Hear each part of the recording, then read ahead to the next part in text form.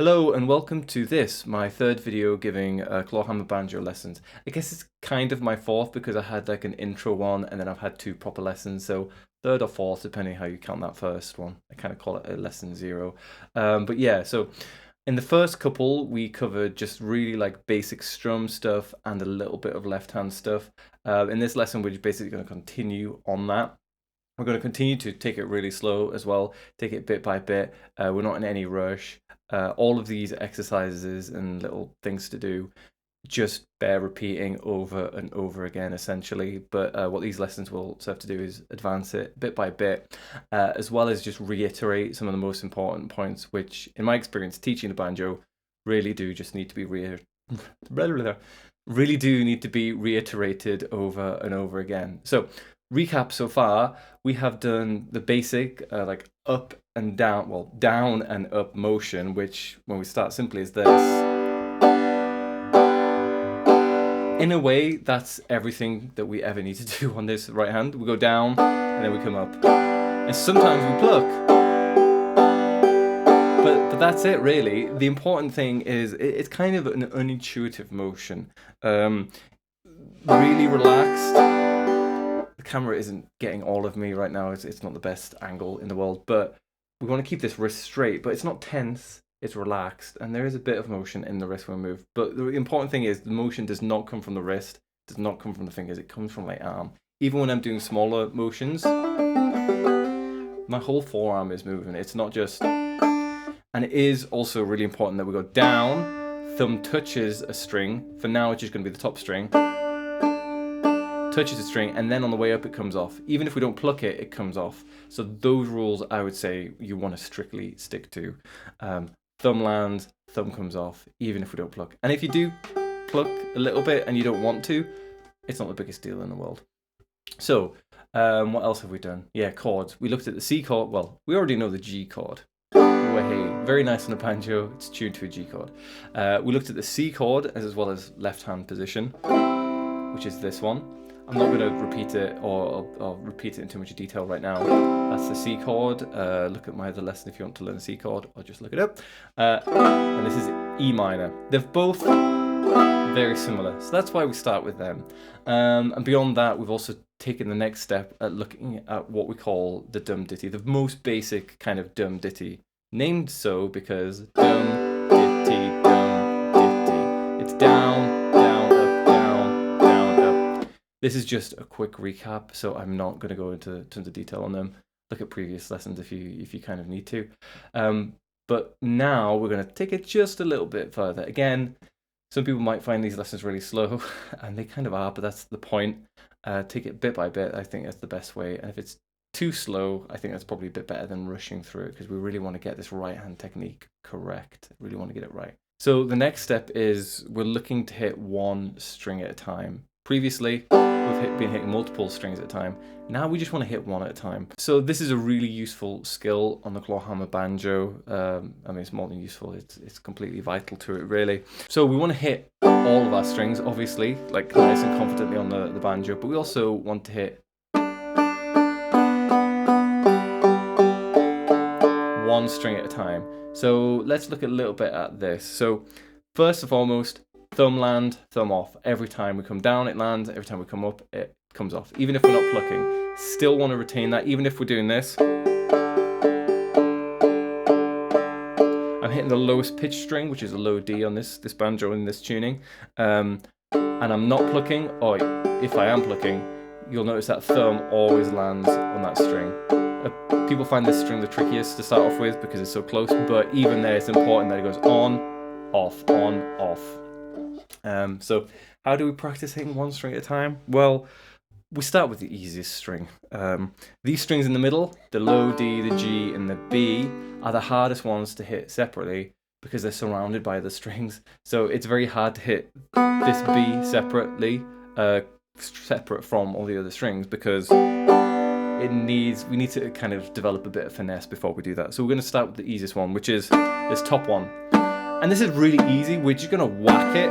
We're not just going up and down with this right hand at this point. There's a little bit of in and out from the instrument. And we know we're doing this right because this finger will clack literally just clack right off the banjo head. It goes through it. I'm just demonstrating that with my thumb right now. It goes through it and it hits the banjo head there. If I'm muting the strings, you can hear it. It's like, I mean, it's literally hitting a drum head, right? So, and when you start doing this, you don't want to think too much about accuracy. As I say to my students, especially early on in the banjo, don't let accuracy get in the way of good playing. It's kind of unintuitive and it sounds a little bit silly. It sounds like bad advice, but at this point especially, just if you're hitting a bunch of strings, that's fine. The important thing is to get the technique and the feel right, which is right through the string, whack it, clack your finger right off the banjo head, and just do this. And this thumb as well is proper whacking the banjo head. It's, you know, it's got a nice percussive sound actually. Not only is that sound not a problem, I think a lot of people quite like it. Part of the Clawhammer banjo sound, so just really clack it. And if you hit a bunch of strings while you're doing it, for now, that's fine. Again, when you're early, just exaggerate this right hand motion, make it nice and big, lifting off, coming back down. That's a much more exaggerated motion than I would actually do when I'm playing, but I think it's really beneficial to really ingrain in this right hand the kind of motion that we need to do. So yeah, start off inaccurate, and you just, over time, you'll get more accurate, and you'll be able to hit that consistently, but you can hear it. It's still like a great big clunking noise, right? It's just not a problem. Do this. And then what we're going to do is move it down the string. So we're hitting the high D. Thumb still resting, remember. I'm always going to reiterate that. Thumb come down, thumb comes off. And then on the B string, sorry, we're going down a string to the B string. This is where things get a bit more complicated. Again, don't worry too much about accuracy. We want to make sure we're hitting this string. If we're hitting a bunch of other strings at the same time, for now it's not important, you will get more accurate over time. But ideally, what we're doing is we're going through the string, and it's actually briefly, this finger that I use to hit the strings, I use my middle finger, and I also put on a little finger pick on there backwards, just because I have really short fingernails all the time. It actually hits the string, and it briefly touches the string above it. So it hits through the B string, and it actually touches in the way that when we hit the D string, right, it goes through and it clacks, it goes right through, it clacks onto the banjo head. This kind of clacks off the string above it, but it requires a bit more delicacy because we don't want to go right through that string, ideally. Again, at first, accuracy is not important, so if you do hit the B string and go through it as well, it's not the biggest deal, you'll get more accurate over time. But ideally what's happening is it's kind of gently clacking. Can you gently clack? Gently clacking off that tied D string when you go through that B one.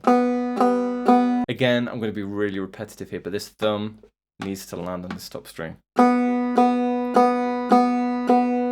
If I had a camera that could zoom in and like do it in slow motion, maybe one day I'll do that, you would see it goes through, this finger goes through the B string, and it gently touches, it just kind of clacks gently off this high D string, and then it comes back up again.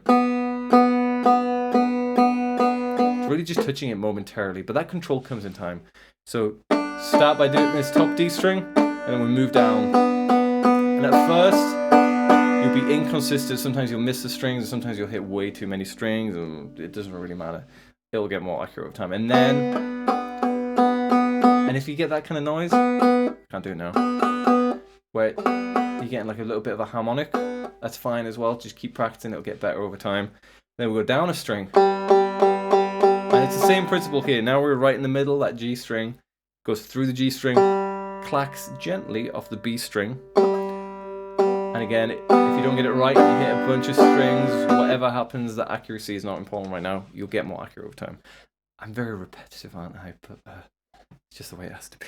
And then the low D string. And you'll see there's like a nice bounce to my right arm. The banjo clawhammer bounce is really important. It's what keeps the rhythm going.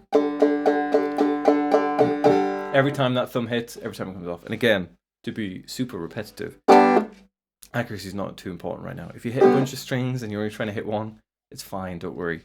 Over time, you'll get more accurate. Start inaccurate, then refine the accuracy. As long as that arm motion is right, nice big confident motion, going right through the string, and a nice relaxed hand, relaxed thumb always landing. If you get those principles, the accuracy will come in time.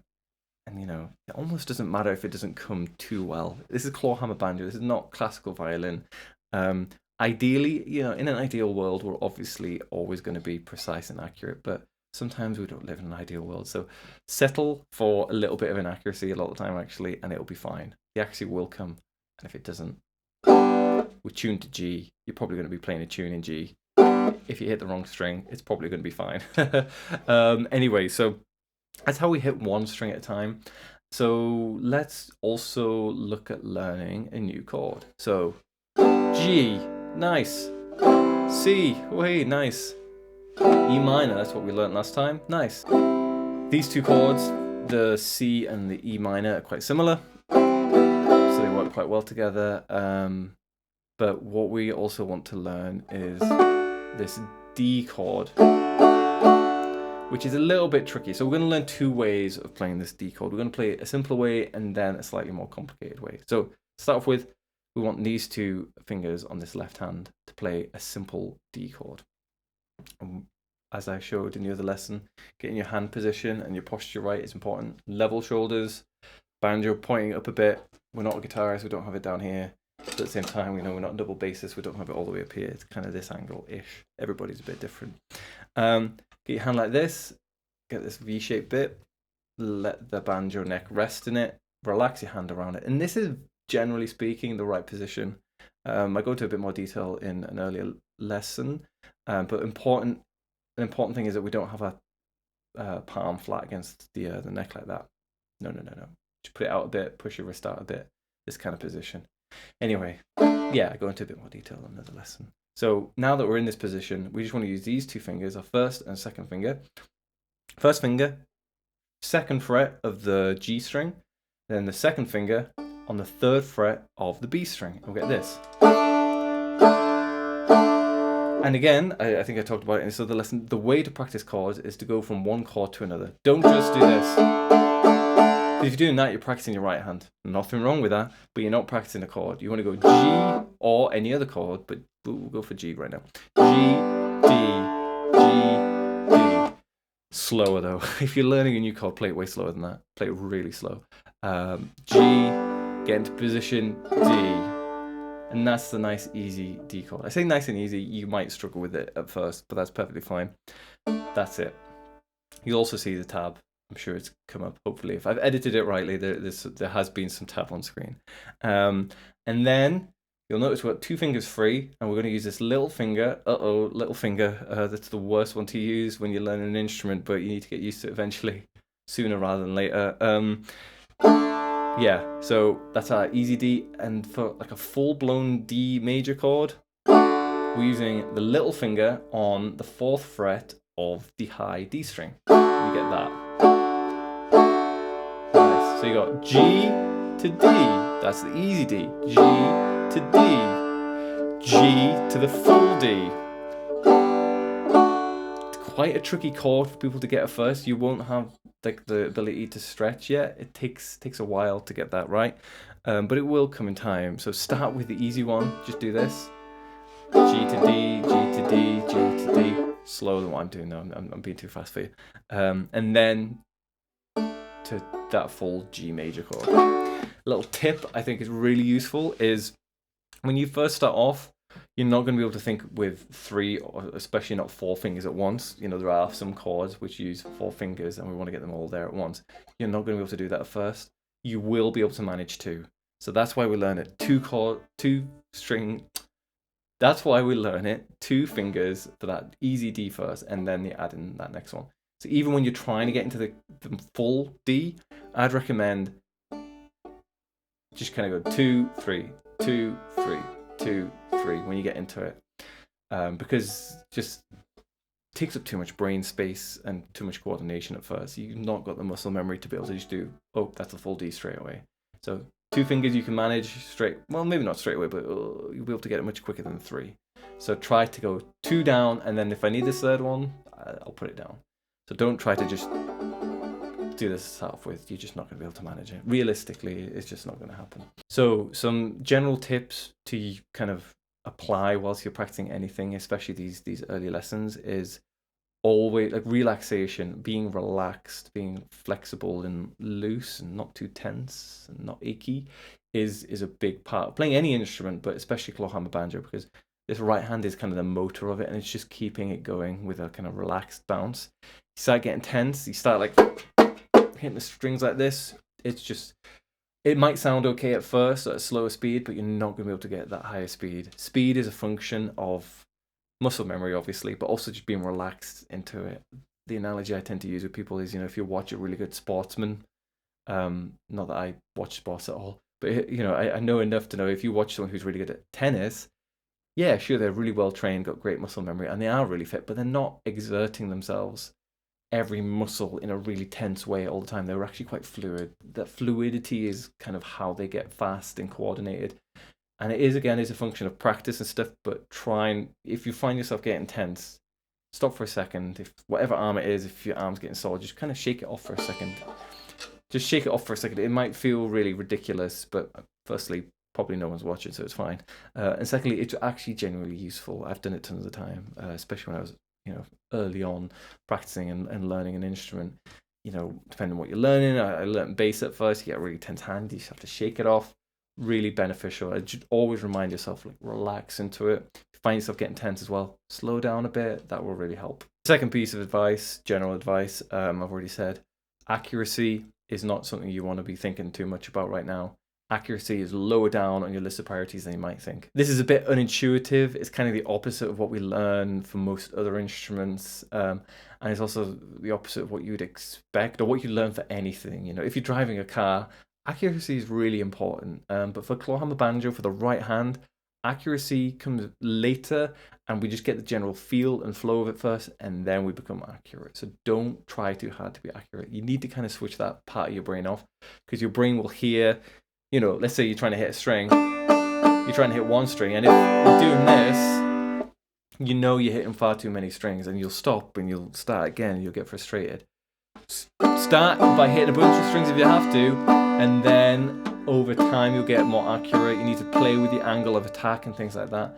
Worrying too much about accuracy at the start really will hold you back. So try to just put that part of your brain off. You really want to be hitting the banjo with a sense of wild abandon, to be quite frank. And it's just more fun that way, as long as you can put that part of your brain off and hear a mistake and just kind of power through. And a third piece of general advice is it's quite a difficult one, because we spend so much time learning about right hand stuff, but our right hand wants to become automatic. And after you've practiced with it for a while, you've probably got enough of a skill with it that you can just leave it to itself. So don't watch your right hand, watch your left hand. If you're doing anything with your left hand, you'll have to anyway, but really resist that temptation to keep your eyes on your right hand, especially because it can make you hunch over and hurt your back and things. Keep your eyes on your left hand. I quite often say to people I'm teaching, stop watching your right hand, and they'll just start looking up like this, which is probably better than watching your right hand, but don't just look off randomly. Your eyes are needed on this, because we need coordination in this hand. Again, I keep saying accuracy is not the most important thing with this hand. That's why we don't need to watch it. As long as we get the feel of it, the accuracy will come. We don't watch it, so it's probably going to get a bit sloppy, but that's fine. Unless we're doing a very specific right hand exercise where we're just focusing on the right hand, it could be something quite complicated, like, which has a lot of drop thumb stuff. You might want to pay attention when you get to that point on your right hand and watch it closely. But 99% of the time, especially if you're playing a full tune, keep your eyes on your left hand, because you need the coordination of your left hand. And wherever you're looking, that's what you're paying attention to. So again, definitely don't look at your right hand unless you are just doing right hand exercise. Don't look at your right hand. Don't look off into the middle of nowhere. Look at your left hand.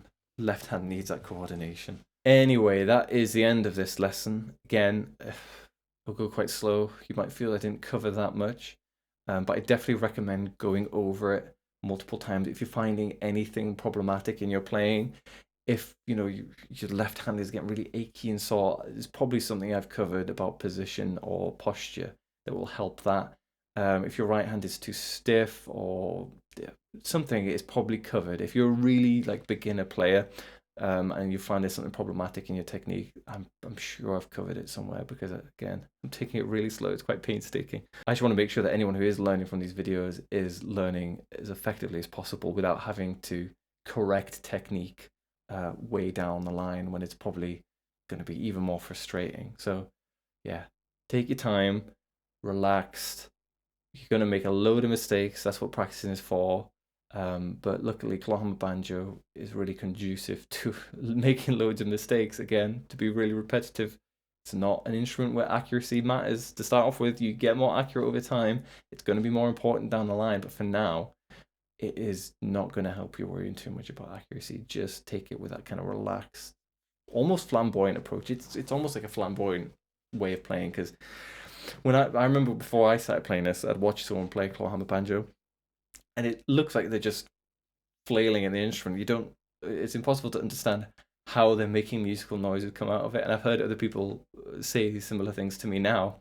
And it's just the way the instrument is. This right hand wants to just keep that relaxed thing going. It's feeling first for now, rather than accuracy. Anyway, long story short, thanks for watching. I'm sure I'll see you in a later video. See ya.